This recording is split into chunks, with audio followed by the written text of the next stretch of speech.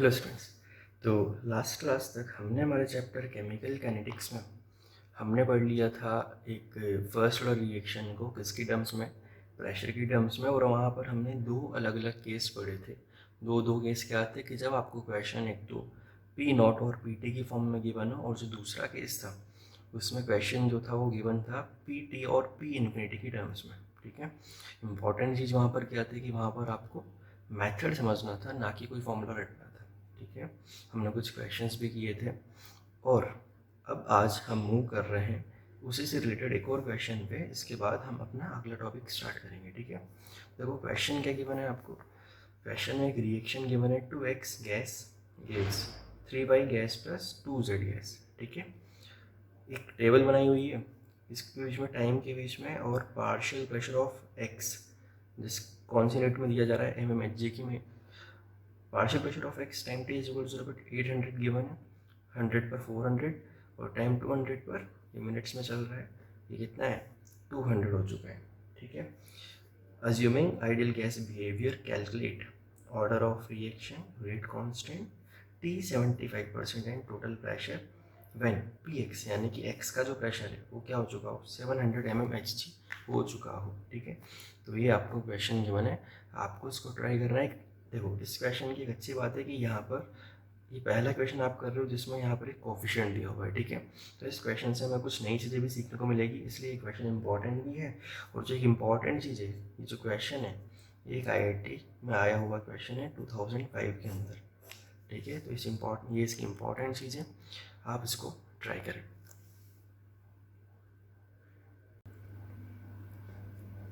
तो आपने ट्राई कर लिया होगा, अब देखते हैं इसको कैसे सॉल्व करना।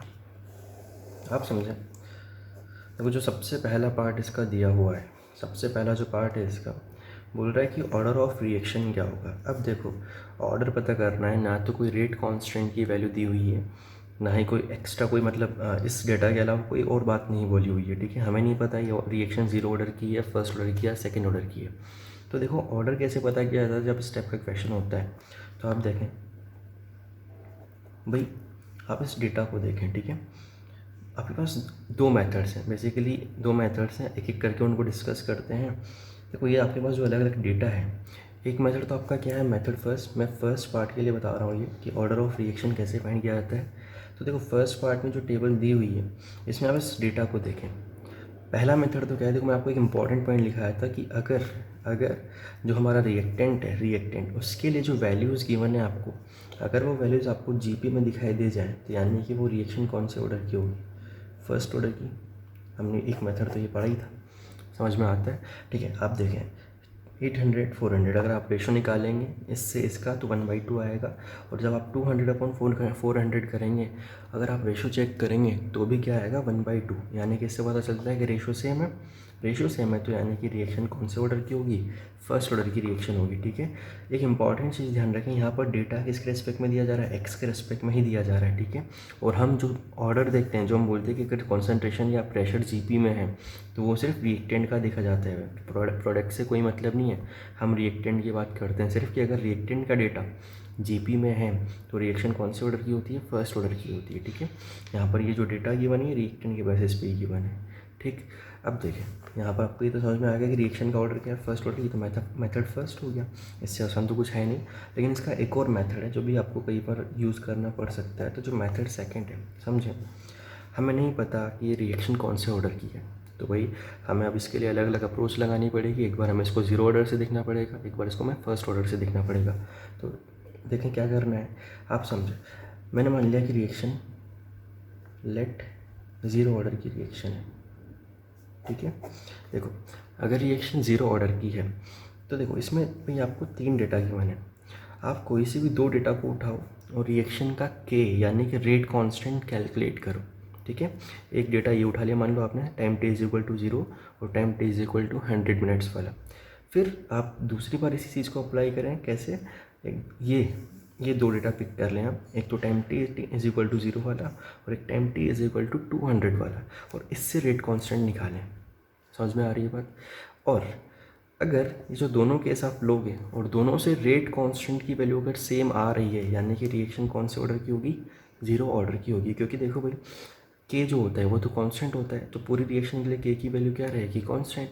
तो अगर एक जीरो ऑर्डर के एक्सप्रेशन से के की वैल्यू सेम आ रही है, यानी कि रिएक्शन कौन से ऑर्डर की होगी, जीरो ऑर्डर की। और अगर नहीं आ रही होगी तो हमें फिर फर्स्ट ऑर्डर पे ट्राई करना पड़ेगा। तो देखिए हमारे पास जीरो ऑर्डर का जो एक्सप्रेशन होता है वो क्या होता है, AT is equal to A not minus KT। ठीक है, अब यहाँ से के आप देख लें पहले, तो के का फॉर्मूला क्या बनेगा, A not minus AT upon T। ठीक, तो फर्स्ट कंडीशन हम देख रहे हैं जब हमारे पास A नोट जो है, यानी कि जो इनिशियल कॉन्सेंट्रेशन या इनिशियल जो प्रेशर है, अभी प्रेशर की फॉर्म में भी फॉर्मूला अप्लाई कर सकते हैं। ठीक है, तो इनिशियल प्रेशर की फॉर्म में और किस टाइम T पर जो प्रेशर है, तो फर्स्ट केस में हम ये वाली कंडीशंस ले रहे हैं। देख लें, आप समझ लें, इधर देखें बस। तो K is equal to P not कितना हो गया, 800 माइनस 400 अपॉन कितने टाइम में ये हो गया, 100 में, 100 मिनट्स के अंदर। देखें यहाँ से कितना आ जाएगा, 400 अपॉन 100, ये आ जाएगा 4। ये क्या की वैल्यू हो गई है पहले वाले डेटा से। ठीक है, अब सिमिलरली हम के को हम दूसरे वाले डेटा, यानी कि time t is equal to 0 और time t is equal to 200 वाले से कैलकुलेट करेंगे, तो ये P नॉट हो जाएगा और ये PT हो जाएगा। ठीक है, तो देखें 800 माइनस 200 अपॉन टाइम कितना 200। जब आप इसको सॉल्व करेंगे तो 800 माइनस 200 600 अपॉन 200 ही हो जाएगा 3। ज़रा कंपेयर करें वैल्यूज़ को, क्या सेम आ रही है क्या, नहीं ना, यानी कि ये रिएक्शन ज़ीरो ऑर्डर की नहीं होगी। मेरे ख्याल से समझ में आ गया होगा। तो देखें, अगर ज़ीरो ऑर्डर की नहीं है तो फिर क्या ट्राई करना पड़ेगा, first order. Let first order. देखें, अब भी आप समझ सकते हैं मेथड बहुत लंबा होने वाला है, तो जनरली ऐसे क्वेश्चंस मतलब एक ऑब्जेक्टिव टाइप के पैटर्न में, ये तो 2005 तक तो एग्ज़ाम जो होता था वो थ्योरेटिकल मतलब आपको सॉल्व करना होता था, तो ऐसे क्वेश्चंस नहीं पूछता है ना, तो ट्रिकी क्वेश्चन ही पूछेगा, जैसे कि इस स्टेप से आप इसका ऑर्डर निकाल सको। तो ये दूसरा मेथड भी, ये भी इंपॉर्टेंट है, फिर भी समझना पड़ेगा हमें। तो देखें, अब दूसरे मेथड के अकॉर्डिंग हम पहली कंडीशन लेके चल रहे हैं, जब time t is equal to 0 और time t is equal to 100 वाली। ठीक, तो हमारे पास फॉर्मूला तो होता है, हमें पता ही है, K T is equal to ln P not upon PT। ये हमारे पास क्या होता है, फॉर्मूला होता है। तो जब हम यहाँ से k निकालेंगे पहले वाले डेटा से, तो टाइम है 100 मिनट्स, ln P नॉट कितना था 100 अपॉन 80, हाँ सॉरी मतलब PT कितना है 400। ठीक है, तो जब आप यहाँ से सॉल्व करेंगे तो देखिए ये कितना हो जाएगा, 1/100 ln 2 हो जाएगा। ठीक, तो पहला हो गया। अब दूसरा डेटा हम उठाएंगे, इसके लिए time t is equal to 0 और time t is equal to 200 वाला। तो देखें कैसे करना है। जो सेकंड डेटा हम लिया वो ले लिया time t is equal to 0 और 200 वाला। ठीक है, तो यहाँ से जो हम के निकालेंगे हो जाएगा 1 अपॉन टाइम कितना 200, 0 से 200 का टाइम इंटरवल कितना हो जाएगा 200 ln P नॉट कितना था 800 और उस टाइम PT कितना हो गया 200, तो ये देखो कितना हो जाएगा 4। ठीक है, अब आप इसको फर्दर सॉल्व करें तो 1 अपॉन 200 ln 4 को आप लिख सकते हो क्या 2 का स्क्वायर, ये 2 आएगा आगे। ठीक है, और ये 2 जब आगे आएगा तो देखो जब आप इसको 2 अपॉन 200 को आप लिखोगे तो बताओ क्या लिखोगे 1 अपॉन 100 ln 2। और देखो इस तरफ भी हमारे पास आपको पता होगा क्या आया था 1 अपॉन 100 ln 2 आया था, यानी कि दोनों के क्या आ चुके हैं, सेम आ चुके हैं। समझ रहे हो, इस तरफ भी हमारे पास जो था क्या के, वो क्या आया था 1 अपॉन 100 ln 2 आया था। तो इस तरीके से दूसरे डेटा से भी के की वैल्यू क्या आ चुकी है 1 अपॉन 100 ln 2। इसका मतलब ये जो रिएक्शन है ये कौन से ऑर्डर की होगी, ये रिएक्शन होगी एक फर्स्ट ऑर्डर की। ठीक है, तो ये हमने प्रूव कर लिया कि रिएक्शन कौन से ऑर्डर की है, फर्स्ट ऑर्डर की रिएक्शन है। तो ये हमारा हो गया पहला क्वेश्चन। ठीक है, अब आते हैं दूसरे क्वेश्चन पे। ठीक, अब जो इसका दूसरा पार्ट पूछ रहा था वो क्या पूछ रहा था, वो पूछ रहा था रेट कांस्टेंट की वैल्यू, रेट कांस्टेंट की आपसे वैल्यू पूछ रहा था। ठीक है, अब देखें भाई रेट कांस्टेंट की वैल्यू तो शायद हमने निकाल ही ली, देखो ये रही, ये रेट कांस्टेंट की वैल्यू तो है, के की वैल्यू है, तो ये वैल्यू आप पहले ही निकाल सकते हो। अब एक इम्पॉर्टेंट चीज़ जो है, देखो मैं आपको पहले वैल्यू लिख देता हूँ, ये हो गई है 1 अपॉन 100 ln 2। ठीक है, 1 अपॉन 100 ln 2 आपके पास वैल्यू हो चुकी है इसकी रेट कांस्टेंट की। अब एक इम्पॉर्टेंट चीज़ सबसे, भाई आपको जो क्वेश्चन था, क्वेश्चन में आपको डेटा किसके रिस्पेक्ट में दिया हुआ था, आपको पता होगा, आप क्वेश्चन जब देखें तो आपको डेटा दिया हुआ है एक्स की टर्म्स में। ठीक है, एक्स की टर्म्स में आपको डेटा दिया हुआ है, प्लस साथ में क्वेश्चन में एक्स का एक कोफिशिएंट भी दिया हुआ है। एक्स का एक कोफिशिएंट भी दिया हुआ है। मतलब आप समझें कि जो हम क्वेश्चन जो अभी तक हमने सॉल्व किया है वो एक्स के डेटा से सॉल्व किया है, और एक्स के डेटा से जब हमने क्वेश्चन को सॉल्व किया है तो देखें कोफिशिएंट कितना है 2, यानी कि जब हम क्वेश्चन सॉल्व करें तो 2 यहाँ पर पहले से इंक्लूड है। ठीक है, तो जो इम्पॉर्टेंट चीज़ है ये के, ये जो के आया है आप समझें, ये जो के आया है ये आया है के एक्स 1/100 ln 2, ये आया है के एक्स। ये ओवरऑल रेट कांस्टेंट नहीं है, ये ओवरऑल मतलब रिएक्शन का रेट कांस्टेंट नहीं है, ये रेट कांस्टेंट किसके रिस्पेक्ट में है, एक्स के टर्म्स में। ठीक है, आपको निकालना रेट कांस्टेंट ऑफ रिएक्शन। तो ये इंपॉर्टेंट चीज़ें ध्यान रखें जब आप इस टाइप का क्वेश्चन सॉल्व करें जिसमें रिएक्टेंट का एक स्टोइकोमेट्रिक कोएफिशिएंट दिया हो और आप इस तरीके का मेथड अप्लाई करते हैं तो वहाँ से जो के आएगा वो उस रिएक्टेंट के रिस्पेक्ट में आएगा। ठीक है, ये के ऑफ रिएक्शन नहीं है, ये क्या है, के एक्स है। अब हम जानते हैं कि एक्सप्रेशन हमने पढ़ा है कि जो के ऑफ रिएक्टेंट या प्रोडक्ट होता है उसको हम लिख सकते हैं स्टोइकोमेट्रिक कोएफिशिएंट इनटू के ऑफ रिएक्शन लिख सकते हैं। तो देखो हमारे पास के ऑफ रिएक्शन अगर हमें निकालना है तो देखो क्या करना है, हमें करना है के एक्स अपॉन स्टोइकोमेट्रिक कोएफिशिएंट जो कि कितना था 2। तो जब आप इसको सॉल्व करेंगे 1/100 ln 2/2, तो यहाँ से आपको मिलेगा क्या, रिएक्शन का रेट कांस्टेंट। ठीक है, तो ये इंपॉर्टेंट चीज़ें आपको समझ में आना चाहिए। ठीक है, इंपॉर्टेंट चीज़ें मैं फिर से बोल रहा हूँ इसलिए क्वेश्चन इंपॉर्टेंट भी है। ठीक, मेरे ख्याल से समझ में आ गया होगा कि जब एक रिएक्टेंट का कोफिशिएंट दिया जाएगा तो हमें क्या करना है। ठीक है, अब आते हैं इसके थर्ड पार्ट पे जो कि पूछा जा रहा है, उसमें T75%। अब मेरे ख्याल से इसको निकालने में आपको कोई दिक्कत नहीं आएगी क्योंकि एक फर्स्ट ऑर्डर रिएक्शन दी हुई है, उसका हमें के भी पता है, के पता है तो हम क्या कर सकते हैं नॉर्मली 2 इंटू, देखो एक फर्स्ट ऑर्डर रिएक्शन के लिए हम क्या लिखते हैं 2 इंटू एक जो T75% होता है एक फर्स्ट ऑर्डर रिएक्शन का, वो क्या होता है 2 इंटू टी हाफ होता है। ठीक है, अब आप मेरे ख्याल से टी हाफ निकाल लेंगे जिसकी वैल्यू होती है ln 2 अपॉन के, इसमें ज़्यादा दिक्कत नहीं आएगी। हाँ, लेकिन एक चीज़ में आप कंफ्यूज हो सकते हो, ln 2 अपॉन के कौन सा रखना है, के एक्स रखना है या के रिएक्शन रखना है। Of course T75 reaction complete हो रही है तो आपको के ऑफ रिएक्शन यहाँ पर यूज़ करना है, ध्यान रखना। ठीक है, 2 इंटू ln 2 अपॉन के रिएक्शन। ठीक है, अब आते हैं हमारे अगले पार्ट पे जो कि पूछ रहा है क्या कि हमारे पास टोटल प्रेशर क्या होगा जब एक्स का प्रेशर क्या हो जाए 700 mmHg। तो हम रिएक्शन लिखते हैं वापस पहले 2x gives 3y plus 3y plus 2z हमारे पास रिएक्शन है। ठीक है, time t is equal to 0 पे जो x का प्रेशर है वो कितना है 800, ये कुछ नहीं होगा। और ये जिस टाइम की बात कर रहा है कि क्या कह रहा है कि क्या हो जाए 700 हो जाए, क्या हो जाए 700 mmHg हो जाए अगर प्रेशर, तो क्या करना होगा भाई आप बताओ। हाँ, 800 से 700 जब आया है तो बताओ कितना कंज्यूम हो चुका है, कितना कंज्यूम हो चुका है 100। तो आप देखें भाई 2 से बन रहा है 2 या 2 से बन रहा है 3, तो आप नॉर्मल बता सकते हो जब 100 ख़त्म हुआ होगा 2 से 2, तो जब 100 कंज्यूम हुआ होगा तो कितना बनेगा 100।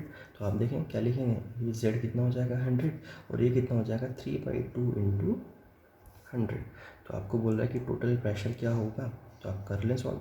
तो टाइम t पर जो टोटल प्रेशर होगा x का प्रेशर कितना है 700 प्लस ये हो गया 150 प्लस ये हो गया कितना 100, ये आपके पास आंसर आ गया 950 mmHg। ये हो गया आपका फोर्थ पार्ट का आंसर। ठीक है, तो देखिए क्वेश्चन लेंदी तो है ही लेकिन क्वेश्चन अच्छा है। ठीक है, आपको इस क्वेश्चन में ही काफ़ी सारी चीज़ें सीखने को मिली हैं। चलें आप इसको फटाफट से कॉपी करें और हम मूव करते हैं हमारे अगले टॉपिक पे।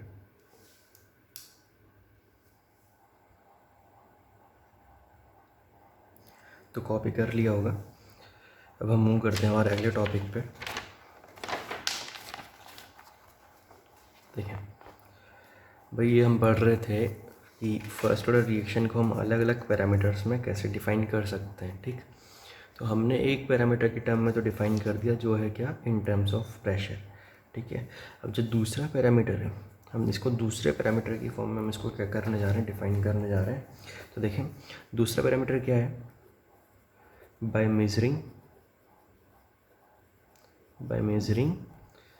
the volume by measuring the volume of standard titrating by measuring the volume of standard titrating agent, ठीक है, by measuring the volume of standard titrating agent. अब देखो ये एक दूसरा पैरामीटर क्या है, हमें एक बेसिकली टाइट्रेटिंग एजेंट नाम आ गया, तो यहाँ पर एक टाइट्रेशन की बात आ रही है। एक टाइट्रेटिंग एजेंट क्या होता है, टाइट्रेशन क्या होती है, तो हम बहुत अच्छे से जानते हैं, हमने पहले ही पढ़ा हुआ है। तो देखिए यहाँ हमें क्या करना होता है, हम यहाँ पर एक टाइट्रेटिंग एजेंट के वॉल्यूम के थ्रू हम यहाँ पर एक फर्स्ट ऑर्डर रिएक्शन की जो कैरेक्टरिस्टिक या बोल सकते हैं कि जो टाइम या के की जो कैलकुलेशंस होती है वो हम करते हैं, ठीक है। तो हम यहाँ पर क्या कर रहे हैं, जो हमारे यहाँ एग्जांपल है जिसके बारे में हमें यहाँ डिस्कस करना है वो है डीकम्पोजिशन ऑफ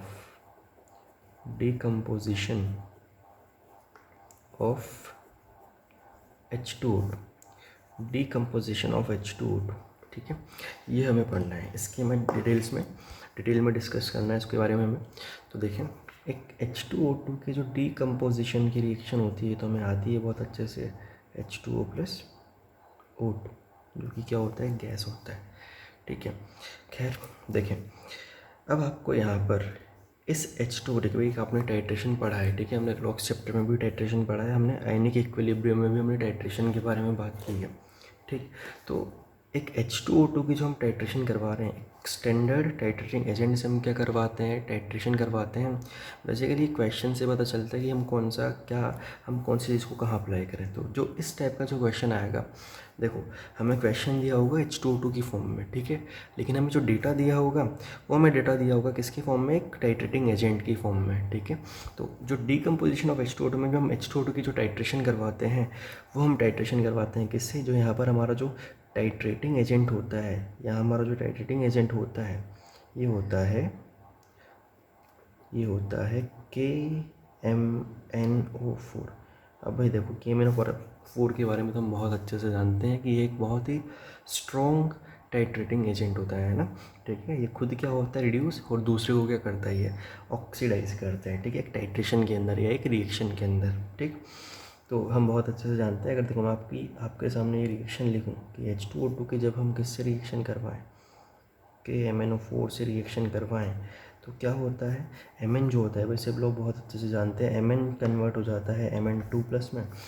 ये एक क्या है बताओ, क्या करता है, दूसरे का ऑक्सीडाइजिंग एजेंट है, तो खुद को क्या करेगा, रिड्यूस, तो ये +7 से कहाँ चला जाता है, +2 में, और इसको क्या करेगा, ऑक्सीडाइज। ये रिएक्शंस आपको पहले से लिखने भी आती हैं। ऑक्सीडाइज करेगा तो इसको हायर में भेजेगा, हायर ऑक्सीडेशन स्टेट में भेजेगा, तो -1 से कहाँ भेज देगा, 0 में भेज देगा, ठीक है। तो ये तो एक नॉर्मल रिएक्शन हम लिखते हैं, प्लस साथ में H2 वगैरह मिल जाता है, ठीक है। हमें अभी बैलेंसिंग की बात नहीं करनी है। तो देखें एक टाइट्रेशन में बेसिकली हम क्या करते हैं, हम इक्विवेलेंट्स को बराबर करते हैं। तो equivalents of H2O2 is equal to equivalents of KMnO4। ये हम करते हैं टाइट्रेशन के अंदर, हम क्या करते हैं, इक्विवेलेंट्स को बराबर करते हैं। अब इक्विवेलेंट्स का फॉर्मूला क्या होता है भाई, normality into volume is equal to किसकी नॉर्मेलिटी, H2O2 की नॉर्मेलिटी और H2O2 का volume is equal to equivalents of KMnO4 के लिए नॉर्मेलिटी इनटू वही वॉल्यूम, एक फॉर्मूला होता है। बात यह है कि ये किसके लिए, ये H2O2 के लिए है, और ये किसके लिए है, ये KMnO4 के लिए, ठीक है। अब भैया आप जानते हैं कि एक टाइट्रेशन में हम क्या करते हैं कि हमारे पास एक रिएजेंट होता है जिसको हम फ्लास्क में रखते हैं, ठीक है, उसकी हमें कॉन्सेंट्रेशन बतानी होती है। और एक ब्यूरेट में क्या होता है, हमारे पास एक स्टैंडर्ड टाइट्रेटिंग एजेंट होता है, ठीक है, उसकी हमें कॉन्सेंट्रेशन पता होती है, ठीक। तो एक टाइट्रेशन के अंदर बेसिकली क्या करते हैं, जो हमारा फ्लास्क में जो भी सोल्यूशन होता है उसकी हम कॉन्सेंट्रेशन या मोलैरिटी या नॉर्मेलिटी फाइंड करते हैं, ठीक है। तो वो हमारे लिए क्या होती है, अननोन होती है, ठीक। तो अगर आप यहाँ देखेंगे तो यहाँ पर एक N जो है, यहाँ हमारा फ्लास्क में कौन होता है, H2O2 होता है। अभी मैं आपको एक्सपेरिमेंट समझा रहा हूँ, ठीक है, क्वेश्चन के फॉर्मेट के बाद में करूँगा। क्यों यहाँ पर हम H2O2 को कंपेयर कर रहे हैं, या हमारे पास जो क्वेश्चन होता है वो KMnO4 की फॉर्म में क्यों होता है, इसका क्वेश्चन हम इसको डिस्कस कर रहे हैं, ठीक।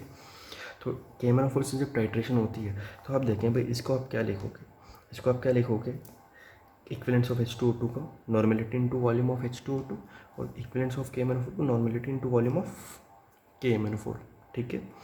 अब आप देखें भाई हम जो फ्लास्क में जो हम लिक्विड रखते हैं, ठीक है, वो या सॉल्यूशन जिसको हम सॉल्यूशन बोलते हैं, फ्लास्क में जो हम सॉल्यूशन बोलते हैं, बताओ वो तो हम खुद ही डालते हैं ना फ्लास्क के अंदर, तो उसका वॉल्यूम हमें पता होता है ना। आपने 20 ml लिया, आपने 30 ml लिया, वो हमें पता होता है। तो जो हमारा जो अननोन जो फ्लास्क में होता है उसका हमें वॉल्यूम पता होता है, और जो हमारा स्टैंडर्ड टाइट्रेटिंग एजेंट होता है, स्टैंडर्ड टाइट्रेटिंग एजेंट, उसकी हमें क्या पता होती है, उसकी हमें कॉन्सेंट्रेशन पता होती है, यानी कि उसकी हमें नॉर्मेलिटी या मोलरिटी पता होती है। ठीक है, तो ये हमारे पास नोन होते हैं, जो कि हम जिसको बोल सकते हैं कॉन्स्टेंट, इनकी वैल्यू क्या होती है, फिक्स होती है। आप देखिए जैसे जैसे टाइट्रेशन होती है, टाइट्रेशन जब होती है तो हमें इस अननोन सॉल्यूशन जो हमारा फ्लास्क में होता है उसकी हमें नॉर्मेलिटी या मोलरिटी यानी कि कॉन्सेंट्रेशन पता करनी होती है। उसके लिए हम क्या करते हैं, टाइट्रेशन में जो ब्यूरेट होती है, ब्यूरेट में जो हमारा स्टैंडर्ड टाइट्रेटिंग एजेंट फिल होता है, हम उसको ओपन करते हैं, ड्रॉप बाय ड्रॉप उसको ऐड करते हैं। ठीक है, तो आप समझें कि जब ड्रॉप बाय ड्रॉप जब वो स्टैंडर्ड टाइट्रेटिंग एजेंट ऐड होता जा रहा है, तो बताओ ब्यूरेट में वॉल्यूम चेंज होता जा रहा है ना, है ना। तो वॉल्यूम यहाँ पर क्या होता है, चेंज होता है, किसके अंदर, ब्यूरेट के अंदर, यानी कि जो इक्विवेलेंस ऑफ KMnO4 में जो वॉल्यूम ऑफ KMnO4 है वो क्या होता जाता है, जैसे जैसे टाइट्रेशन प्रोसीड होती है वॉल्यूम क्या होता जाता है, चेंज होता है। तो यानी कि आप देखें ये कांस्टेंट हो गया, तो क्या आप यहाँ लिख सकते हो क्या कि जो नॉर्मेलिटी है, नॉर्मेलिटी ऑफ किसकी, H2O2 की, वो डायरेक्टली प्रोपोर्शनल है किसके, वॉल्यूम ऑफ KMnO4 के। मेरे ख्याल से बात समझ में आ रही होगी। देखो ऐसा एक और चीज़ की हम नॉर्मेलिटी को लिखते हैं मोलैरिटी इनटू एन फैक्टर। अब देखो यहाँ जो एन फैक्टर चाहे जो भी हो, एन फैक्टर क्या होता है, कांस्टेंट टर्म है। ठीक है, एन फैक्टर एक नंबर होता है, कांस्टेंट रहता है। ठीक है, तो हम यहाँ डायरेक्टली रिलेट कर सकते हैं मोलैरिटी ऑफ H2O2 को किससे, वॉल्यूम ऑफ KMnO4 से। देखो ये आपको यहाँ तक क्लियर होना चाहिए, सबसे पहली चीज़ तो ये है, ये आपको क्लियर होना चाहिए कि जो मोलरिटी ऑफ H2O2 है वो डायरेक्टली प्रोपोर्शनल है किसके, वॉल्यूम ऑफ KMnO4 के। ठीक, अब देखें आगे, अब जो हम डिस्कस कर रहे हैं वो ये है कि हम H2O2 की जो टाइट्रेशन करवाते हैं वो करवाते हैं किससे, KMnO4 से। तो time t is equal to 0 पर बताओ इसकी कॉन्सेंट्रेशन हम मान लें कितनी है, A0, और ये कुछ भी नहीं होगा, और किसी भी टाइम t पर इसकी कॉन्सेंट्रेशन हो जाएगी A0 माइनस एक्स, ये हो जाएगा x और ये हो जाएगा x। ठीक है, आप समझें वो क्या करवा रहा है, वो आपको H2O2 की टाइट्रेशन किससे करवाता है, KMnO4 से करवाता है। तो आप एक्सपेरिमेंट स्टार्ट हो रहा है, सब आप समझना, एक्सपेरिमेंट स्टार्ट हो रहा है, time t is equal to 0 पे जो भी H2O2 था उसकी KMnO4 से टाइट्रेशन करवाई, और टाइट्रेशन जैसे ही कंप्लीट हो गई तो मान लो कि A0 के साथ, यानी कि H2O2 की कॉन्सेंट्रेशन कितनी है, A0 के साथ जो KMnO4 रिएक्ट हुआ हमने मान लिया, उसका वॉल्यूम हमने मान लिया volume of KMnO4, time t is equal to 0 पे हमने मान लिया कितना वॉल्यूम यूज़ हुआ KMnO4 का, इतने अमाउंट के साथ टाइट्रेशन करने के लिए KMnO4 का कितना वॉल्यूम यूज़ हुआ हमने मान लिया V0। ठीक है, और देखो ये A0 माइनस जो x है ना, ये तो हमने अमाउंट लिखा है। बेसिकली टाइट्रेशन हम अलग अलग स्टेप्स में करेंगे। एक बार हमने टाइट्रेशन A0 वाले अमाउंट के साथ की H2O2 की, उस टाइम कितना वॉल्यूम लगा KMnO4 का, V0। अब हमने इस रिएक्शन को थोड़ा सा प्रोसीड करवाया अब देखो ये हमने ये काम पहले ही कर लिया, अब हम इस रिएक्शन को दोबारा चला रहे हैं किसी दूसरे कंटेनर में, और इस रिएक्शन को हमने कहाँ तक पहुँचा दिया, A0 माइनस एक्स तक पहुँचा दिया। अब इस टाइम पर हम क्या कर रहे हैं, वापस से KMnO4 से क्या करवा रहे हैं, रिएक्शन करवा रहे हैं, टाइट्रेशन करवा रहे हैं। और इस टाइम के लिए मान लिया कि H2O2 के इतने टाइम के लिए KMnO4 का कितना वॉल्यूम रिक्वायर्ड है, हमने बोल दिया VT। ठीक है, time t is equal to 0 पे A0 के साथ कितना वॉल्यूम, V0, और इसके साथ VT वॉल्यूम की हमें रिक्वायरमेंट है, किसके वॉल्यूम की, KMnO4 के वॉल्यूम की। ठीक है, अब देखें भाई हमने अभी अभी लिखा है यहाँ पर कि जो molarity of H2O2 is directly proportional to volume of KMnO4। तो यहाँ से हम यही लिख सकते हैं कि जो A0 है, A0 वो डायरेक्टली प्रोपोर्शनल है किसके, V0 के, और जो AT है यानी कि ये वाला जो A0 माइनस एक्स है वो डायरेक्टली प्रोपोर्शनल किसके हो जाएगा, volume of KMnO4 time t पर कितना है, VT। अब देखें हमारे पास जो फर्स्ट ऑर्डर का एक्सप्रेशन होता है वो क्या होता है, ln A0 upon A0 minus X is equal to K into T होता है। ठीक है, अब आप क्या कर सकते हो, देखो सबसे इम्पोर्टेंट चीज़, क्योंकि ये A0 V0 के प्रोपोर्शनल है, और A0 माइनस एक्स जिसको हम क्या बोल सकते हैं AT, वो VT के प्रोपोर्शनल है। अब जब दोनों जगह से प्रोपोर्शनल आएगी तो कांस्टेंट आएगा, कांस्टेंट कैंसिल हो जाएगा। देखो मैं यहाँ क्या कर रहा हूँ, मैं A0 की जगह किसको पुट कर रहा हूँ, A0 की जगह मैं लिख सकता हूँ क्या, V0 upon A0 minus X की जगह मैं क्या लिख सकता हूँ, VT लिख सकता हूँ, क्योंकि प्रोपोर्शनल है तो रेशियो सेम रहेगा। मतलब अगर मैं इसको डिवाइड करूँ A naught upon A naught minus x को, तो मुझे क्या मिलने वाला है, V naught upon V T. या तो आप ऐसे बोल लो कि जब इसको A naught upon A naught minus x को आप जब डिवाइड करोगे तो V naught upon V T हो जाएगा। तो इसकी जगह हमने पूरा वो पुट कर दिया, या हम ए नॉट, क्योंकि वी नॉट के प्रोपोर्शनल है तो हम ए नॉट की जगह वी नॉट लिख सकते हैं, या ए नॉट माइनस एक्स की जगह हम क्या लिख सकते हैं, वी टी लिख सकते हैं, इज इक्वल टू के इंटू टी। और देखो ये आ गया आपका एक्सप्रेशन। ठीक है, देखो हमें क्वेश्चन पूछा गया है H2O2 का, ठीक है, और हमारे पास यहाँ जो वॉल्यूम हमारे पास एक्सप्रेशन आया है वो वॉल्यूम की टर्म्स में आ गया। वॉल्यूम किसका, KMnO4 का। तो समझे, बेसिकली इसी पैटर्न में इसके क्वेश्चंस होते हैं, इस टॉपिक के क्वेश्चंस, कि आपको रिएक्शन देता है H2O2 की, ठीक है, वो डेटा देता है किसका, KMnO4 का। ठीक है, तो कुछ लोगों को जिनको इसके बारे में नहीं पता होता तो भाई पहले तो वो ऐसे ही चौंक जाएंगे कि रिएक्शन ये दी है तो KMnO4 क्यों दिया है। ठीक है, तो KMnO4 इसलिए दिया है क्योंकि आप सिंपल सा इस फॉर्मूला में इसके वॉल्यूम की वैल्यूज़ को पुट करें और बहुत आसानी से आपका क्या आ जाएगा, आंसर आ जाएगा। ठीक है, तो बहुत खतरनाक टॉपिक नहीं है ये, बहुत आसान सा टॉपिक है, फॉर्मूला बहुत आसान है, ln V not upon V T is equal to K T. ठीक है, इसको फटाफट से कॉपी करो। तो देखिए आपने ये लिख लिया होगा। ठीक है, अब अच्छा हाँ, इस चीज़ की टेंशन मत लेना कि यहाँ क्या कोएफिशिएंट है, क्योंकि उस कोएफिशिएंट से कोई फ़र्क नहीं पड़ रहा था। ठीक है, वैसे तो यहाँ क्या होता है, मैंने रिएक्शन को बैलेंस करके लिखा नहीं है। ठीक है, अदरवाइज यहाँ क्या आता है, यहाँ हाफ O2 आता है। ठीक है, लेकिन आपको दिख रहा होगा वहाँ से यहाँ पर इस कोएफिशिएंट का कोई मतलब नहीं था, इसलिए मैंने यूज़ नहीं किया था। ठीक, इस हिसाब से यहाँ क्या हो जाएगा, x/2 भी हो जाएगा। तो इससे अभी कोई फ़र्क नहीं पड़ रहा है। ठीक है, क्योंकि हमें इससे कोई मतलब ही नहीं था। तो ये आपको समझ में आ गया होगा। बेसिकली मैं आपको फिर से बता दूं, इस टॉपिक पे बेस्ड जो क्वेश्चन होगा उसमें आपको H2O2 का डिकम्पोजिशन दिया होगा, और जो डेटा दिया होगा वो किसके फॉर्म में दिया होगा, वॉल्यूम ऑफ KMnO4 की फॉर्म में आपको डेटा दिया होगा। ठीक है, तो ये हो गया हमारा सेकेंड पैरामीटर की फॉर्म में, जो कि क्या था, फर्स्ट ऑर्डर रिएक्शन को एक मतलब क्या उसमें मेजर करना, वॉल्यूम की फॉर्म में, स्टैंडर्ड टाइट्रेटिंग एजेंट का वॉल्यूम। ठीक है, अब हम मूव कर रहे हैं हमारे इसके अगले पार्ट में। ठीक, अगला पार्ट क्या है, जो हमारा थर्ड पैरामीटर। तो उस थर्ड पैरामीटर में हमें क्या करना है, देखें, बाय मेजरिंग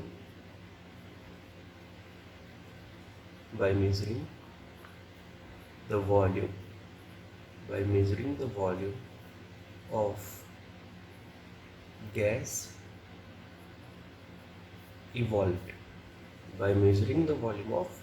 गैस इवॉल्व्ड, अब भाई देखिए, bye measuring the volume of gas evolved में क्या है भाई, ये जैसे सबसे पहला हमने पढ़ लिया था प्रेशर के टर्म्स में, दूसरा हमने पढ़ा स्टैंडर्ड टाइट्रेटिंग एजेंट के वॉल्यूम के टर्म्स में, तो तीसरा ऐसे ही अगला है, जो एक रिएक्शन में जो गैस इवॉल्व हो रही है ना, उसके रिस्पेक्ट में भी हम एक फर्स्ट ऑर्डर रिएक्शन को क्या कर सकते हैं, कैरेक्टराइज या डिफाइन कर सकते हैं। ठीक है, तो बेसिकली इसमें जो है हमारे पास इसमें दो मतलब एग्जांपल तो काफ़ी सारे हो सकते हैं, जैसे कि H2O2 है, ठीक है, या फिर NH4NO3 है। ठीक है, तो एग्जांपल्स यहाँ पर काफ़ी सारे, देखिए एग्जांपल्स में मतलब जैसे कि NH4NO3 है, NH4NO3 क्या होता है, NH4NO3 को जब आप डिकम्पोज करते हो तो ये N2 और H2O की फॉर्म में क्या हो जाता है, ब्रेक हो जाता है। तो देखो यहाँ से कौन सी गैस मिल रही है, N2 गैस ना, तो N2 गैस के वॉल्यूम के रिस्पेक्ट में भी हम क्या कर सकते हैं, फर्स्ट ऑर्डर रिएक्शन को डिफाइन कर सकते हैं। या फिर हमारे पास हम वापस एग्जांपल ले लें किसका, H2O2 का, तो H2O2 gives H2O plus half O2 gas. ठीक है, तो जितना volume of O2 gas evolve हो रही होगी रिएक्शन में, तो जितना वॉल्यूम ऑफ O2 इवॉल्व हो रहा है उसके रिस्पेक्टिव में हम एक फर्स्ट ऑर्डर रिएक्शन को क्या कर सकते हैं, डिफाइन कर सकते हैं। तो हम H2O2 के एग्जांपल से ही सॉल्व करेंगे, तो देखते हैं कि क्या होता है। एक फर्स्ट ऑर्डर रिएक्शन है हमारे पास, तो देखें time t is equal to 0 पर, बेसिकली वॉल्यूम के रिस्पेक्ट में बात चल रही है, ठीक है, जो गैस इवॉल्व होगी। तो देखिए time t is equal to 0 पर भाई हमारे पास क्या है, A नॉट, ये कुछ नहीं होगा, किसी टाइम t पर क्या हो जाएगा, ये हो जाएगा A नॉट माइनस एक्स, ये हो जाएगा x, और ये हो जाएगा x/2। बोलो सही है। हाँ, लेकिन ध्यान रखना यहाँ पर मैं इसको कॉन्सेंट्रेशन नहीं मान रहा हूँ अभी, यहाँ मैं इसको क्या बोल रहा हूँ, यहाँ मैं इनको क्या मान के चल रहा हूँ, यहाँ मैं इनको मोल मान के चल रहा हूँ। ठीक है, तो A नॉट हमारे पास इनिशियल मोल्स है, A नॉट माइनस एक्स हमारे पास किसी टाइम t पर मोल्स है। ठीक है, बताओ, अच्छा एक और चीज़, यहाँ पर हम एक और डेटा ऐड कर रहे हैं, मतलब time t is equal to infinity पर क्या हो जाएगा, मतलब time t is equal to infinity पर एक फर्स्ट ऑर्डर रिएक्शन क्या हो जाती है, कंप्लीट हो जाती है, यानी कि ये तो ख़त्म हो जाएगा। बताओ, अब एक मोल से 1 मोल बनेगा, तो बताओ ए नॉट मोल से कितना बनेगा, ए नॉट, और ए नॉट बाय 2 बन जाएगा। बोलो इतना आपको समझ में आ गया, ठीक है ना। अब देखें भाई, सिंस हम जानते हैं हमारे पास आइडियल गैस इक्वेशन क्या होती है, P V is equal to N R T, तो यहाँ से वॉल्यूम का फॉर्मूला क्या हो जाएगा, N R T upon P. देखो ये हमारे पास वॉल्यूम का फॉर्मूला होता है किसी भी गैस का, ठीक है।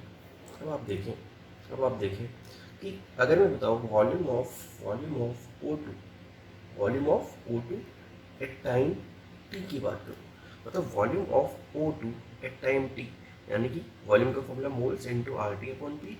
हम बात कर रहे हैं वॉल्यूम किस पर, टाइम टी पर, तो बताओ टाइम टी पर ओ टू की मोल्स कितने थे, x/2 into are T upon P. देखो आर कांस्टेंट होता है ना, किसी भी रिएक्शन एक कांस्टेंट टेम्परेचर पर कराई जाती है, कांस्टेंट टेम्परेचर और कांस्टेंट प्रेशर पे एक रिएक्शन करवाई जाती है। प्रेशर कांस्टेंट प्रेशर होता है, एक्सटर्नल प्रेशर जिसकी हम बात करते हैं, ठीक है। तो एक तो देखो ये हो गया। अब आप बताओ, देखो ये पूरा टर्म तो क्या है, ये पूरा टर्म क्या है, कांस्टेंट है। तो बताओ मैं यहाँ से क्या लिख सकता हूँ, volume of O2 at time t is directly proportional to, बोलो सही है क्या, x/2। और यहाँ से मैं क्या लिख सकता हूँ, यहाँ से मैं लिख सकता हूँ x is directly proportional to 2 into volume of O2 at time t, बोलो सही है, ठीक है। x is directly proportional to 2 into volume of O2 into T. अब देखो प्रोपोर्शनलिटी है ना, तो प्रोपोर्शनलिटी में जो भी वैल्यूज कांस्टेंट है उनको हम हटा सकते हैं, तो 2 भी एक कांस्टेंट वैल्यू है। तो यहाँ से मैं फाइनली बोल सकता हूँ कि जो x है प्रोपोर्शनल है volume of O2 at time t, ठीक है। ये हमने बोल दिया हमारा इक्वेशन नंबर 1, ठीक है। देखो क्या होगा, मेरे ख्याल से समझ में आ गया होगा, हमने एक आइडियल गैस इक्वेशन का अप्लाई किया है यहाँ पर, और x को वॉल्यूम की टर्म्स में हमने डिफाइन कर लिया, वॉल्यूम किसका, O2 के वॉल्यूम की टर्म्स में, ठीक है। सिमिलरली आप देखें volume of O2 at time infinite, हाँ देखो ये टाइम t पर था, और ये टाइम किस पे बात कर रहे हैं हम, अब इनफाइनाइट टाइम पर हम जो बात कर रहे हैं। तो बताओ मोल्स क्या है इनफाइनाइट टाइम पे, बताओ कितना हो जाएगा, A0/2 into are T upon P, मतलब फिर से कांस्टेंट। तो यहाँ से हम वापस क्या बोल सकते हैं कि volume of O2 at time t is equal to infinity is directly proportional to A0 upon 2।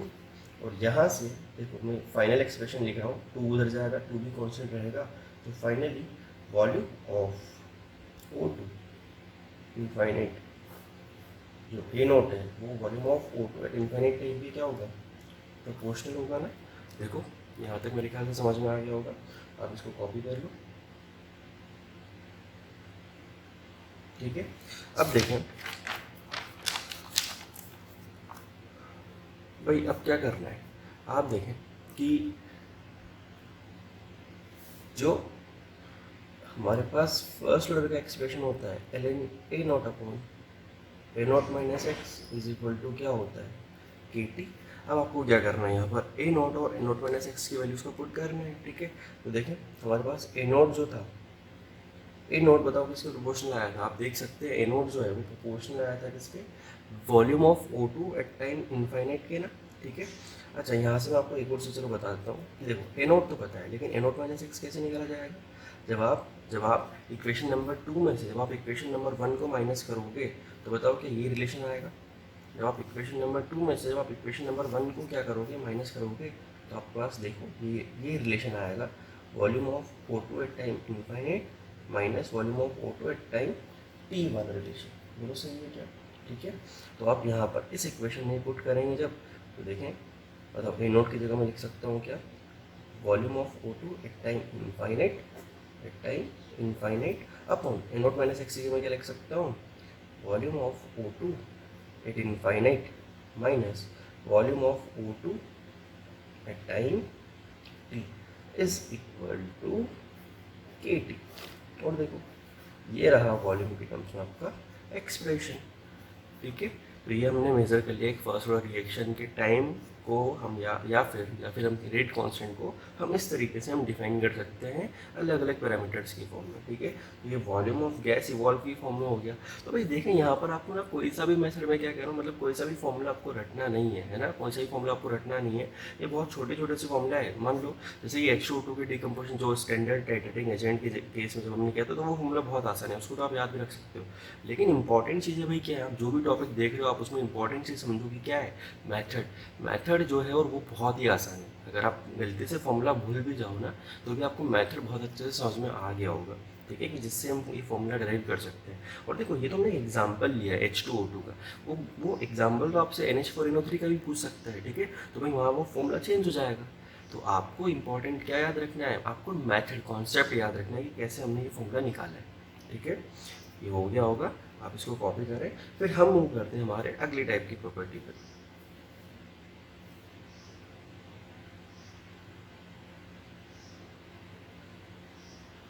ठीक है, हो गया। तो चलो अब हम मूव करते हैं ऐसे ही सिमिलरली अपने अगले टर्म पर, ठीक है।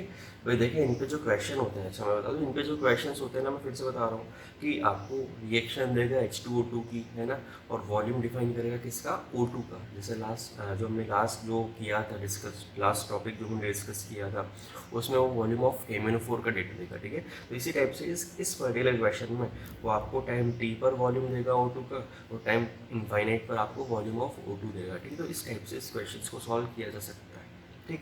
अब हम मूव हो रहे हैं हमारे अगले टॉपिक पे, जो कि हमारा शायद फोर्थ है, ठीक है। अब ये है by by measuring volume of by measuring volume of NaOH used in hydrolysis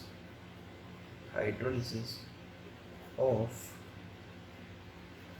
ester, by measuring volume of NaOH used in hydrolysis of ester, ठीक है। अब देखो भाई ये टॉपिक भी इम्पॉर्टेंट है, ठीक है। और ये इम्पॉर्टेंट इसलिए भी क्योंकि ये रिएक्शन ना आप और भी जगह देखते हो, मतलब और भी हमारे चैप्टर्स के अंदर इस रिएक्शन को देखते हो। रिएक्शन कौन सी, हाइड्रोलिसिस ऑफ एस्टर की रिएक्शन, ठीक है। अब देखो ये रिएक्शन बेसिकली क्या है, एस्टर की तो भाई आप सब जानते ही हैं, ठीक है। एस्टर का फॉर्मूला जैसे कि CH3COO2H5, ठीक है। एस्टर के हाइड्रोलिसिस की बात हो रही है। हाइड्रोलिसिस का मतलब होता है कि आप वाटर से रिएक्शन करवा रहे हो, ठीक है। तो वाटर से रिएक्शन करवाई, तो देखो सिंपल से जो आपके पास प्रोडक्ट्स मिलते हैं वो आपको मिलते हैं CH3COOH प्लस C2H5OH। ये आपके पास क्या होते हैं, एस्टर के हाइड्रोलिसिस के प्रोडक्ट्स होते हैं, ठीक है। लेकिन जो एक इम्पॉर्टेंट चीज़ है इस रिएक्शन के लिए, वो क्या है कि जो रिएक्शन होता है ना, ये वाली रिएक्शन, ये एक एसिड कैटेलाइज्ड रिएक्शन होती है। एसिड कैटेलाइज्ड रिएक्शन का मतलब क्या है कि इस रिएक्शन की स्पीड और बढ़ जाती है जब आप इसमें क्या मिला दो, एक एसिड मिला दो। एसिड मतलब कि H+ मिला दो, ठीक है। तो इसको बोलते हैं कि एसिड कैटेलाइज्ड रिएक्शन, ठीक है। रिएक्शन भाई फर्स्ट ऑर्डर की होती है, ध्यान रखें। एक हाइड्रोलिसिस की जो रिएक्शन है एस्टर की, ये कौन सी रिएक्शन है, फर्स्ट ऑर्डर की रिएक्शन है, ठीक है। अब देखें हमें इसमें क्या करना है, देखो रिएक्शन, आप देखो रिएक्शन ये गिवन है, और by measuring of volume of NaOH। और डेटा आपको किसकी फॉर्म में मिलेगा, आपको समझ में मेरे ख्याल से आ गया होगा। इस क्वेश्चन में आपको डेटा किसकी फॉर्म में दिया जाएगा, वॉल्यूम ऑफ NaOH की फॉर्म में आपको डेटा मिलेगा इस क्वेश्चन में, ठीक है। अब आप देखिए भाई करना क्या होता है, आप इस रिएक्शन में जो H मिलने वाला है, ठीक है, जो H+ मिलने वाला है, भाई H+ एक एसिड बोल सकते हो ना आप, ठीक है। तो उस एसिड को इस बेस के थ्रू हम क्या करते हैं, इसको न्यूट्रलाइज करते हैं, ठीक है। इस एसिड को यानी कि इस H+ को, इस रिएक्शन में जो भी H+ मिल रहा है, देखो ये एसिड है ना, एसिडिक एसिड, इससे जो H+ मिलेगा, और प्लस जो हमारा कैटलिस्ट का भी जो H+ है, इस H+ को न्यूट्रलाइज करने के लिए हम क्या मिलाते हैं, NaOH मिलाते हैं, ठीक है। तो हमारे पास जो डेटा गिवन होगा इस पर्टिकुलर क्वेश्चन में, ये किसकी फॉर्म में गिवन होगा, ये इस NaOH की फॉर्म में गिवन होगा, ठीक है। हम क्या कराएंगे, जब ये एक बार हमको ये एक बार मतलब जब ये रिएक्शन एक बार हो जाएगी, तो जितना भी H+ मिला होगा, जितना एसिड मिला होगा, उसकी रिक्वायरमेंट के हिसाब से हम उतना और NaOH मिलाएंगे, तो एक डेटा तो हमारे पास हो जाएगा। तो देखिए कैसे करना होता है, स्टेप बाय स्टेप वापस से शुरू करते हैं। देखें टाइम t = 0 पर मान लिया ये कितना है, वही A0, ठीक है। और बताओ ये कुछ नहीं होगा ना, नहीं, कुछ नहीं हुआ। अब एक चीज़ आप ध्यान रखना कि जो हम हाइड्रोलिसिस के रिएक्शंस के अंदर जो हम वाटर यूज़ करते हैं, वाटर वो बहुत ज़्यादा एक्सेस में होता है, मतलब बहुत सारा होता है, ठीक है।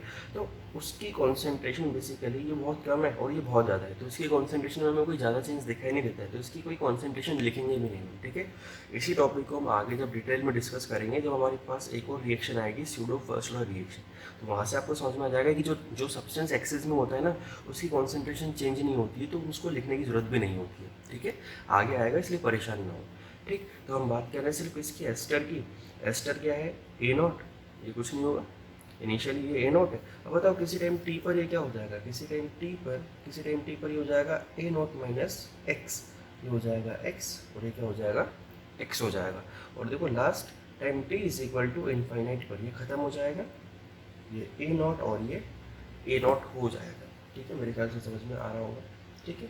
अब हम देखो क्या करेंगे, ये जो एक्सपेरिमेंट हो रहा है, ये वाला जो एक्सपेरिमेंट, वही जैसे हमने H2O2 के जब हमने KMnO4 से टाइट्रेशन कराई थी, वहाँ पर भी हमने बात की थी कि पहले हम क्या करेंगे, पहले हम इस डेटा के अकॉर्डिंग, इनिशियल के अकॉर्डिंग हम वॉल्यूम ऑफ NaOH बनाएंगे। एक बार ये एक्सपेरिमेंट ए नॉट मोल्स या कॉन्सेंट्रेशन के साथ हुआ, इनिशियली के prime T is equal to 0 पे ए नॉट है, ठीक है। तो हमें कितना वॉल्यूम ऑफ NaOH मिलाना पड़ा, ठीक है। अब आप समझें तो भाई time T is equal to 0 पे तो सिर्फ और सिर्फ क्या है? रिएक्टेंट, ठीक है। और रिएक्टेंट कोई एसिड थोड़ी है ना। तो बताओ हमें वॉल्यूम ऑफ NaOH की रिक्वायरमेंट होगी या नहीं होगी? नहीं होगी, नहीं, गलत बोल रहे। देखो हमें time T is equal to 0 पर भी हमें वॉल्यूम ऑफ NaOH की मतलब NaOH की रिक्वायरमेंट होगी। क्यों? क्योंकि भले ही product time T is equal to 0 पर कुछ भी नहीं है ना, यहाँ से हमें भी ये कुछ नहीं होगा तो H प्लस को ऐसे देगा, ये एसिड है ना।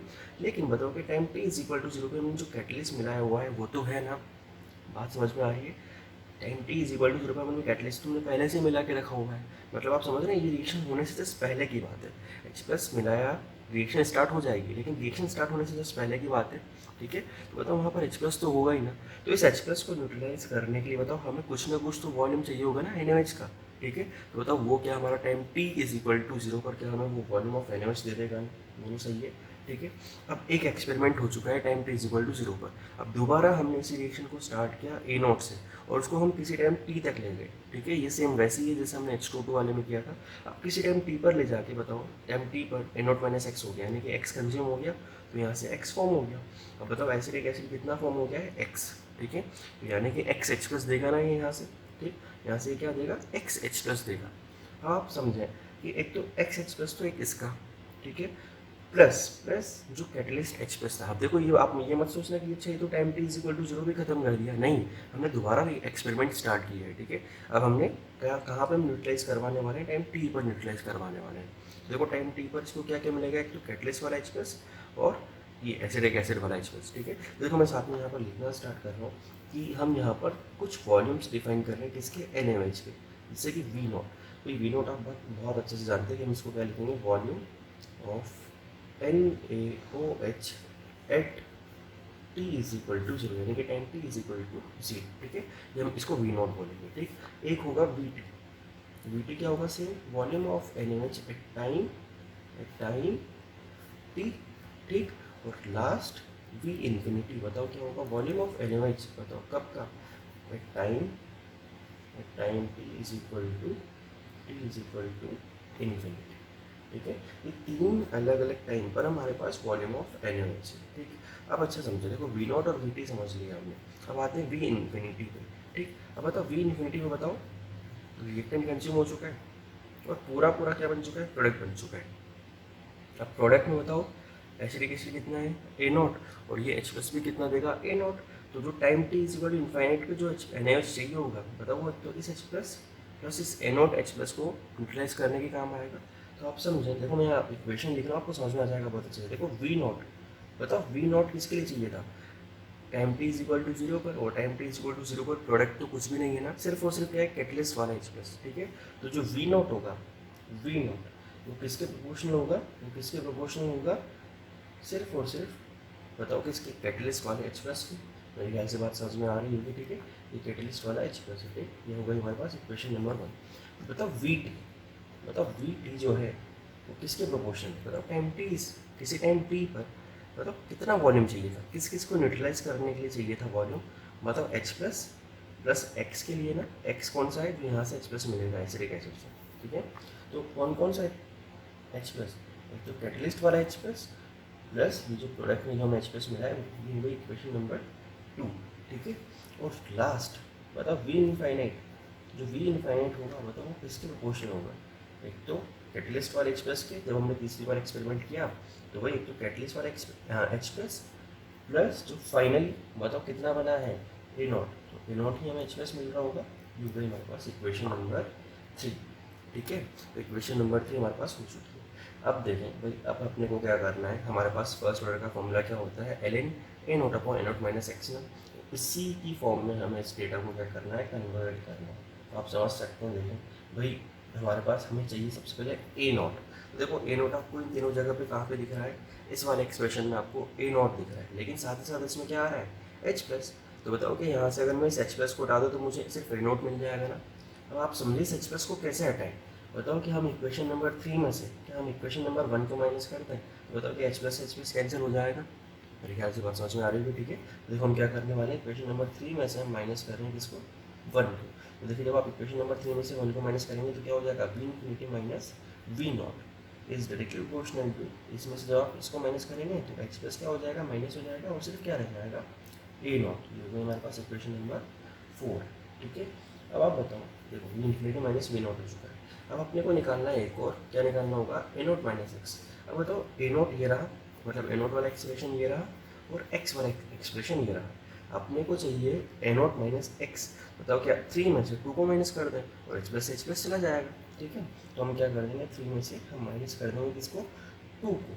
जब हम 3 में से देखो 2 को माइनस करेंगे तो सबसे पहले देखें वी इन्फिनिटी माइनस क्या हो जाएगा, we infinity minus V T हो जाएगा, इज डायरेक्टली प्रोपोर्शनल टू। तो जब आप इसमें से इसको माइनस करेंगे तो ये सब तो पॉजिटिव है, ये सब तो पॉजिटिव है, जब इसको माइनस करेंगे तो ये नेगेटिव हो जाएगा, ये भी नेगेटिव हो जाएगा, तो इससे ये कैंसिल, तो क्या रह जाएगा सिर्फ ए नॉट माइनस एक्स, ये होगा इक्वेशन नंबर 5। अब तो देखो क्या रह गया, अब तो हमें सिर्फ क्या करना है, इस फॉर्मूला में इन वैल्यूज़ को सब्स्टिट्यूट करना है। तो देखें क्या हो जाएगा अपने पास, जब हम फॉर्मूला अप्लाई करेंगे, फॉर्मूला हमारा क्या है, L N A naught upon A naught minus X is equal to, L N A naught upon A naught minus X is equal to क्या होता है, के टी। मतलब ए नॉट क्या था, एल एन ए नॉट क्या था, ए not हमारे पास क्या था, V infinity minus V naught, ठीक है। L N V infinity minus V naught upon V infinity minus V T is equal to K T. और देखो ये आ गया आपका एक फर्स्ट ऑर्डर का एक्सप्रेशन वॉल्यूम ऑफ NaOH के रिस्पेक्ट में, ठीक है। तो देखो मेरे ख्याल से ये भी आपको समझ में आ गया होगा, बहुत ही आसान है। देखो भाई इस टाइप के क्वेश्चंस आ जाएँ तो हाँ भाई, अब देखो आसान सा फॉर्मूला है, ठीक है, और ये फॉर्मूला भी आप याद रख लो क्योंकि ये भी एक स्टैंडर्ड अपना टॉपिक है, ठीक है। कि अगर हाइड्रोलिसिस, इस तरह के हाइड्रोलिसिस में हमें हमेशा NaOH की या KOH का ही वो वॉल्यूम देगा, तो ये फॉर्मूला भी अगर आप याद रख सको तो अच्छा है। बाकी अगर नहीं आता है, नहीं याद रहता है, तो हमारे पास मेथड है, ठीक है। लेकिन भाई इंपॉर्टेंट चीज़ तो यही है, आपके लिए फ़ायदेमंद भी रहेगा अगर आप इस फॉर्मूला को याद रख लें, ठीक है। और कौन सा वाला फॉर्मूला, देखो मैं आपको 2 फॉर्मूला याद रखने को बोल रहा हूँ अभी, तो इस वाले पर्टिकुलर टॉपिक में तो KMnO4 वाला जो था, ठीक है। अब बहुत आसान सा फॉर्मूला था, वो क्या था, L N V naught upon V T is equal to K T. और एक ये वाला जो है ये भी बहुत आसान है, V infinity minus V naught upon V infinity minus V T है, ठीक है। तो इसको भी आप हो सके तो याद रखें, नहीं तो कोई बात नहीं, धीरे धीरे आपको याद हो जाएगा जैसे जैसे आप क्या करेंगे, रिवाइज करेंगे अपने टॉपिक, ठीक है। तो देखो ये हो गया आज का। तो बेसिकली हम क्या कर रहे हैं, आज के लेक्चर में हम यहीं तक रख रहे हैं। तो देखो आज हमने क्या क्या पढ़ लिया था, आज हमने सबसे पहले तो एक क्वेश्चन किया था, ठीक है। क्वेश्चन से हमें काफ़ी सारी चीज़ें सीखने को मिली थी, इंपॉर्टेंट क्वेश्चन था वो, जी में आया हुआ क्वेश्चन था। एक नई चीज़ उसमें क्या थी कि हमने वहाँ पर रिएक्टेंट में एक स्टोइकोमेट्रिक कोफिशिएंट लगाया था, ठीक है। तो वहाँ से कुछ चीज़ें हमने सीखी थी कि जो वो जो डेटा आया था, जो रेट कॉन्स्टेंट आया था, वो रेट कॉन्स्टेंट ऑफ क्या था, रिएक्टेंट था, ठीक है। उसके बाद फिर हमने ये अलग अलग पैरामीटर्स की फॉर्म में फर्स्ट ऑर्डर रिएक्शन को डिस्कस किया है। जो सबसे पहले हमने डिस्कस किया है वो किसकी फॉर्म में किया था, मतलब जो दूसरा नंबर का था वो गया था by measuring volume of standard titrating agent, जो हमारा KMnO4 था। तो H2O2 की टाइट्रेशन KMnO4 से करवाई जाती है अलग अलग टाइम पे, और KMnO4 का अलग अलग वॉल्यूम मेजर कर लिया जाता है, ठीक है, और उसी की फॉर्म में फिर आपको डेटा गिवन रहता है क्वेश्चन के अंदर, ठीक। फिर जो हमने दूसरा डिस्कस किया यानी कि जो मतलब तीसरा जो डिस्कस किया वो हमने डिस्कस किया किसकी फॉर्म में, वॉल्यूम ऑफ गैस इवॉल्व की फॉर्म में। तो उसमें भाई आपको क्या मतलब आपको समझना है क्या, उसमें मेथड समझना है, उसमें कोई फॉर्मूला ऐसा नहीं है, ठीक है।